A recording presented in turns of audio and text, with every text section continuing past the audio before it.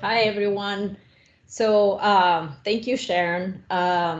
So I'm going to talk about the California Schoolyard Forest System. And this is an initiative founded by Green Schoolyards America, CAL FIRE, the Department, the California Department of Education, and 10 Strands.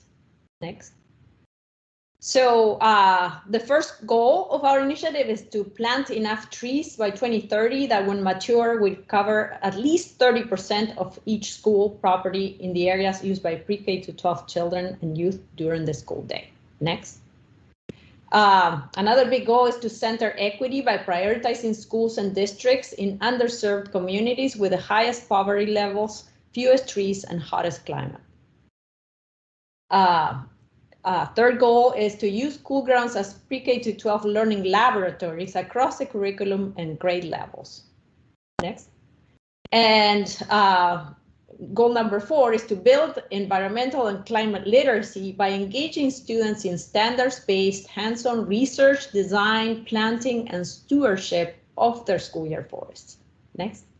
So how are we going to accomplish this? So we need to build a framework for collective impact. Next.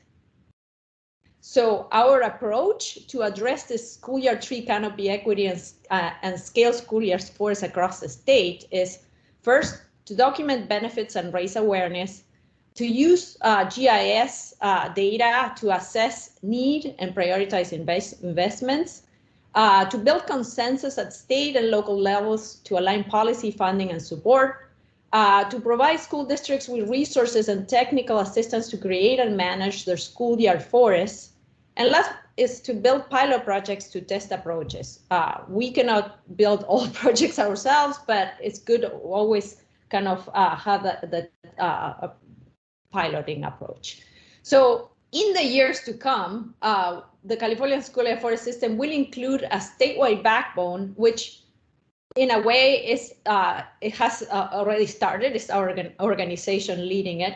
And this state backbone will coordinate planning and research to share with local districts across the state, provide specialized professional learning programs for district administrators, teachers, groundskeepers, and others, assist school districts in integrating standards-based instruction with schoolyard forests on site, and coordinate with public agencies to integrate policy and practice. Next. The other thing that we're going to do is we plan to develop regional hubs across the state in coordination with local organizations and public agencies to offer technical assistance and ongoing guidance and facilitate community practices. The difference with the backbone is that this is more hands-on and going deeper into these local hubs. Next. So the first thing we did in order to see what it will take to have schoolyard forests across the state. Next. We developed an online library. It's called our Schoolyard Forest System online library. And this library includes resources for schools and districts and others.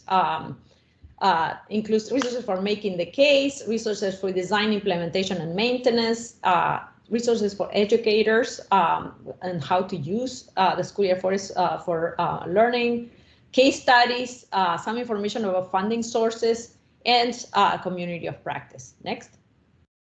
I want to highlight one of the resources, and I saw some questions in the chat coming up, and so this is the answer to those questions. So we developed a California tree list for schoolyard forests. And the features of this tree list is climate adapted, not only adapted to the regions now, but also looking at how the climate will shift and making sure that those species will make it in 50 years, for example. The other feature is that it supports learning and play.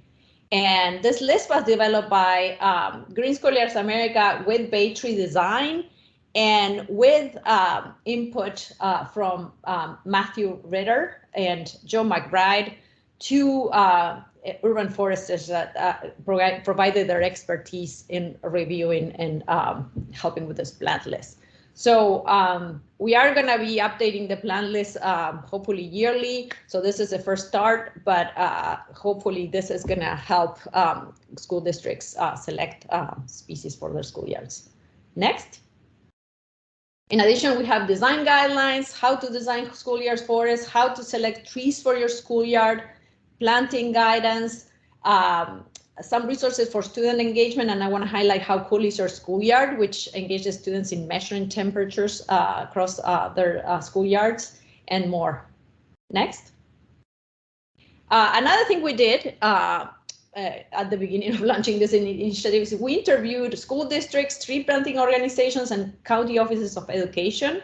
We reviewed policies at state and local levels. We gathered feedback at public meetings and through site visits to identify what are the challenges and opportunities for going to scale. And we have a report about that you can download from our website. But in general, the challenges and opportunities can be grouped in these 6 areas. So there's site planning considerations, school district maintenance, safety and liability, institutional systems that are, as Sharon mentioned, outdated for this current educational goals, some funding challenges in private and public funding, and some state policies that need to be, I'm back on, okay, I don't know what happened. Okay, so key findings, what is needed? So we need interagency collaboration to solve these cross-sector problems. We need a shared understanding and awareness of the problem and its solution. We need champions at leadership levels to work together to overcome these institutional barriers. And we need an investment in a new system for designing, building, managing, and maintaining schoolyard forests. So last but not least, we need direct links between outdoor spaces and instruction. Next.